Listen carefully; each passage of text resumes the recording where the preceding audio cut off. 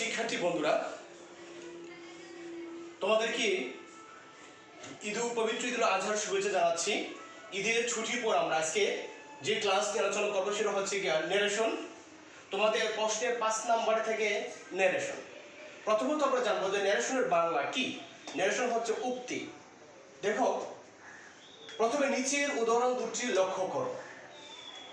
এক, I said to Nahin, একটু কমা, inverted comma শুরু, I am ill today full stop এবং ইনভার্টেড কমা শেষ। দেখো, এটা বাংলা অর্থ কি? আমি নাহিনকে বললাম আই এম ইল টুডে, যে আজ আমি অসুস্থ। দেখো, এই কথাটাই, ঠিক এই কথাটাই আবার অন্যভাবে বলা যায়। যেমন কোনটা? I told Nahin that I was ill that day. এটা ছিল যে আমি নাহিনকে বললাম আমি আজ অসুস্থ। সেম এই কথাটি আরেকভাবে উপস্থাপন করলে সেটা হচ্ছে আমি নাহিনকে বললাম যে আজ আমি অসুস্থ ছিলাম। উপরে আমরা যদি এক্সাম্পল দুটো বিশ্লেষণ করি তাহলে দেখা যায় যে বক্তা তার বক্তব্যগুলো দুভাবে উপস্থাপন করতে পারে।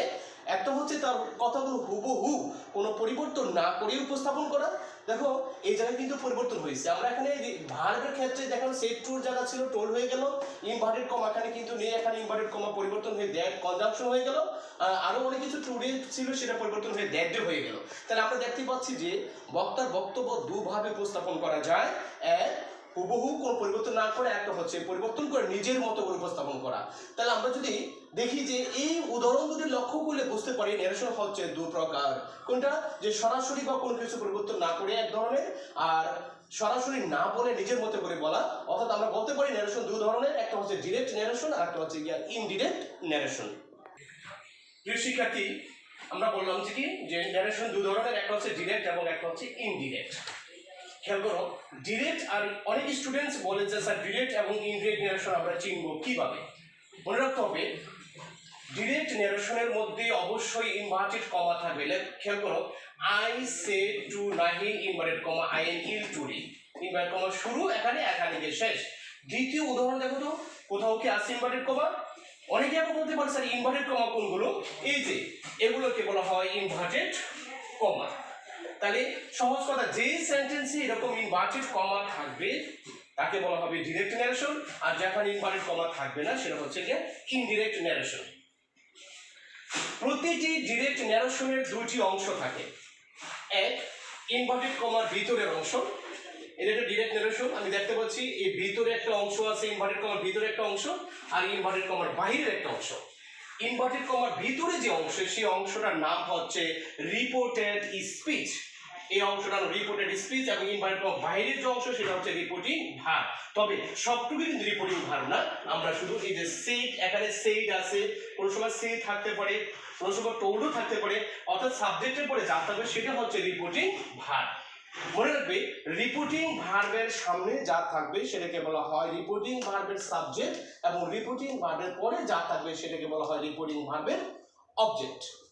প্রিয় শিক্ষার্থী, এখন আমরা কিভাবে ডিরেক্ট থেকে ইনডিরেক্ট করব তা শিখব। ডিরেক্ট থেকে ইনডিরেক্ট করতে হলে প্রথমে তোমাকে কি করতে হবে? Reported speech. আমরা তো এখন জানি যে কোনটা রিপোর্টেড স্পিচ। আমরা কিন্তু গতকালকে জানতাম না যে স্যার রিপোর্টেড স্পিচ কি। আমি আবারও বলে দিচ্ছি, ইনভার্টেড কমার ভিতরে যা থাকবে তাই রিপোর্টেড স্পিচ। আমি যখন ডিরেক্ট থেকে ইনডিরেক্ট করবো, আমাকে ওই রিপোর্টেড স্পিচের 3টি পরিবর্তন করতে হবে। সেই 3টি পরিবর্তন কি? পার্সন পরিবর্তন করব, টেন্স পরিবর্তন করব, এবং নৈকট্যবাচক শব্দগুলোকে আমরা দূরত্ববাচক শব্দে পরিবর্তন করব। যেহেতু আমার 3টে ধারাবাহিকতা বজায় রাখতে হবে, প্রথমে আমি শিখবো কি পার্সন পরিবর্তন। দেখো, পার্সন 3 প্রকার। প্রথমে যে পার্সন কি? First person. ফার্স্ট পার্সন কি কি আছে আমরা জানি। ফার্স্ট পার্সন হচ্ছে আই এবং উই। আই হচ্ছে সাবজেক্ট ফর্ম, উই হচ্ছে সাবজেক্ট ফর্ম। প্রত্যেকটা সাবজেক্ট ফর্মে কিন্তু অবজেক্ট ফর্মও আছে। যেমন আই এর অবজেক্ট ফর্ম হচ্ছে মি, এবং আই এর পজিটিভ ফর্ম হচ্ছে মাই।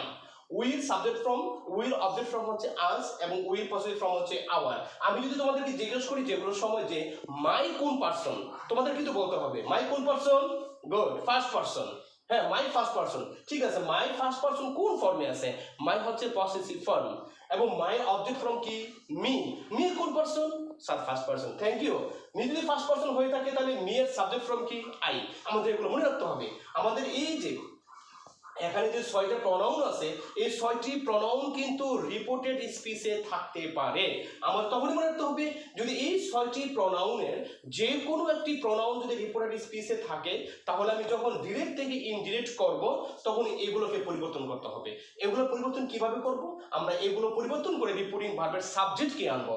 অর্থাৎ যদি রিপোর্টেড স্পিচে যদি ফার্স্ট পারসন থাকে এই 6টার যে কোনো একটা, তাহলে যখন আমরা ডিরেক্ট থেকে ইনডিরেক্ট করব তখন পরিবর্তন হিসেবে রিপোর্টিং ভার্বের সাবজেক্টকে আনবো। তো তোমরা নিশ্চয়ই জানো রিপোর্টিং ভার্ব কোনটা, আমরা সেই ভার্বের সাবজেক্ট ফর্মটাকে, সাবজেক্ট ফর্ম তো না, যদি এখানে অবজেক্ট থাকে তাহলে আমি রিপোর্টিং ভার্বের সাবজেক্টের অবজেক্ট ফর্ম যেটা সেই অবজেক্ট ফর্মটা হবে। আমি নিচে একটা উদাহরণ দিচ্ছি, উদাহরণটা দিলে তোমরা নিশ্চয়ই ক্লিয়ার হয়ে যাবে। প্রিয় শিক্ষার্থী, লক্ষ্য করো যে Kamrul shed to me I went to market with my father. আমরা কিভাবে ফার্স্ট পারসনটাকে পরিবর্তন করব সেই জিনিসটা খেয়াল করো। প্রথমত আমরা দেখো রিপোর্টেড স্পিচের মধ্যে ফার্স্ট পারসন কোনগুলো আছে। আমি দেখতে পাচ্ছি এখানে ফার্স্ট পারসন হচ্ছে আই, আর একটা হচ্ছে এখানে গিয়ে মাই। আর এই ফার্স্ট পারসন ছাড়া কিন্তু এখানে সেকেন্ড পারসন বা থার্ড পারসন কোনো কিছু নেই। দেখো প্রথমে সেড টু এর জায়গায় টোল্ড কেন হলো, আমরা যখন টেন্স পরিবর্তনে যাব বা সেন্টেন্স ভিত্তিক ন্যারেশনগুলো করব তখন তোমাদের বোঝাবো আমরা যে কেন সেড টু এর জায়গায় আমরা টোল্ড লিখলাম, ইনভার্টেড কমার জায়গায় আমরা কেন দ্যাট লিখলাম। এরা পরবর্তীতে যখন আমরা সামনে সেন্টেন্স ভিত্তিক আলোচনা করব তখন এই সমস্যাগুলো ক্লিয়ার হয়ে যাবে। আমরা শুধু পারসন পরিবর্তন আলোচনা করতেছি। তাহলে সেড টু এর জায়গায় টোল্ড দিলাম, ইনভার্টেড কমার জায়গায় আমি দ্যাট বসালাম। দেখো আই ফার্স্ট পারসন, তোমরা তো জানো আমি কিছুক্ষণ আগে দেখলাম যে আই কোন পারসন, ফার্স্ট পারসন। আই এর অবজেক্ট ফর্ম কি মি এবং আই এর পসেসিভ ফর্ম হচ্ছে মাই। আচ্ছা, আমরা বলছি যে রিপোর্টেড স্পিচে কোথাও যদি ফার্স্ট পারসন থাকে কি কি, আই, মি, মাই, উই, আস এবং আওয়ার, এই 6টার যে কোনো একটা যদি এই রিপোর্টেড স্পিচের মধ্যে থাকে ডিরেক্ট থেকে যখন আমি ইনডিরেক্ট ন্যারেশন করব তখন তাদেরকে কিন্তু পরিবর্তন করতে হবে। তো পরিবর্তন করে তো এই জায়গাটা খালি রাখা যাবে না, এখানে কাকে আনতে হবে, এই যে এই রিপোর্টিং ভার্বের সাবজেক্টকে আনতে হবে। এখন কথা হচ্ছে স্যার তাহলে রিপোর্টিং ভার্বের সাবজেক্ট তো এখানে কামরুল, তাহলে এখানে হি কেন আসলো? হ্যাঁ দেখো এই জায়গাটা কার, সাবজেক্টের জায়গা, তাহলে যাকে আনবো তাকে সাবজেক্ট করে আনতে হবে। এই জায়গাটা এখন কে আছে, নাউন নাকি প্রনাউন? নিশ্চয়ই তোমরা জানো আই হচ্ছে প্রনাউন, তাহলে আমাকে অবশ্যই কামরুলের প্রনাউনটাকে আনতে হবে। যদি এই জায়গাটার মধ্যে নাউন থাকতো তাহলে আমি সরাসরি কামরুলকে নিয়ে আসতাম, যেহেতু এখানে প্রনাউন আছে তাহলে আমাকে অবশ্যই কামরুলের প্রনাউন হবে হি। এখন এখানে কি হিম দিলে হবে না, কারণ আইটা কোন অবস্থায় আছে, সাবজেক্ট ফর্মে আছে, তাই কামরুলের প্রনাউন হি আর হি এর সাবজেক্ট ফর্ম হি, এই জন্য এখানে হি বসলো। এখন ওয়েন্টের জায়গায় গন কিভাবে হবে, আমরা যখন টেন্স পরিবর্তন করবো তখন আমি দিকে যাচ্ছি না। উইথ এখন আসলে পারসন মাই, মাইটা ফার্স্ট পারসনের পজিটিভ ফর্ম। আই যেরকম ফার্স্ট পারসন ছিল সাবজেক্টকে ফলো করে পরিবর্তন হয়েছে, ঠিক একইভাবে মাইও ফার্স্ট পারসন। এখানে দেখো এখানে ছিল হি, এখানে কিন্তু হিজ বসছে, কারণ দেখো এই মাই কিন্তু সাবজেক্ট ফর্ম না, মাই হচ্ছে বর্তমানে পসেসিভ, তাই কামরুলের প্রনাউন হি আর হি এর পজিটিভ ফর্ম হচ্ছে হিজ। নিশ্চয়ই তোমরা বুঝতে পারছো, খাতা নোট করে রাখবে। কিন্তু সেকেন্ড পারসন চলে আসো, সেকেন্ড পারসন হচ্ছে subject form you, object form কিন্তু ইউ এবং পজিটিভ হচ্ছে ইউ। অনেকের সময় কিন্তু সেন্টেন্সের ভিতরে যখন তুমি ইউ দেখবা তখন কিন্তু তোমাদের ভিতরে একটা কনফিউশন থাকতে পারে যে এই ইউটা কি সাবজেক্ট ফর্মে আছে নাকি অবজেক্ট ফর্মে আছে। মনে রাখতে হবে কোনো সেন্টেন্সে যদি মেইন ভার্বের পরে অথবা কোনো প্রিপোজিশনের পরে ইউ থাকে তখন নিশ্চয়ই ধরে নিবা ওইটা হচ্ছে কি অবজেক্ট ফর্ম। এক্সাম্পল হিসেবে দেখো, he said to me I know you and your parents, তাহলে আমরা নিশ্চয়ই এই ইউটাকে সাবজেক্ট ফর্ম মনে করবো না, কারণ এই ইউ কিন্তু মেইন ভার্বের পরে আছে। এখন আমরা কি বলবো যে রিপোর্টেড স্পিচে যদি ফার্স্ট পারসন থাকে তাহলে পরিবর্তন করছি আমরা সাবজেক্ট অনুযায়ী, আর যদি এরকম সেকেন্ড পারসন থাকে তাহলে স্যার পরিবর্তন করতে হবে অবজেক্ট অনুযায়ী। এটা মনে রাখতে হবে, ফার্স্ট পারসনে ফার্স্ট প্লেস, সেকেন্ড পারসনে সেকেন্ড প্লেস। সেকেন্ড প্লেস বলতে আমি অবজেক্টকে বোঝাচ্ছি আর ফার্স্ট প্লেস বলতে আমি সাবজেক্টকে বোঝাচ্ছি।